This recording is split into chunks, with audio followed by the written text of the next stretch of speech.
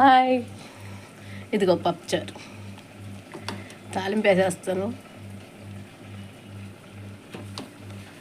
టమాటా రసం, కొత్త కారం ఫ్రిడ్జ్లో ఇప్పుడే తీసాను, అయిపోతాయి. బాగుంది కదా కలర్. ఇది పాలపొసి కూర, బీరకాయ పెసరడి, ఇందులో కొత్తిమీర, పనగంటాకు అన్నీ ఉన్నాయి. ఇది తాలింపు. ఇది ఇంగువ, పప్పుచారుకి కంపల్సరీ, పచ్చళ్ళకి జీడి ఇంగువ చాలా బాగుంటుంది, పౌడర్లా ఉంటుంది. ఇదిగో పప్పుచారు తాలింపుకి జీలకర్ర వాంటారు.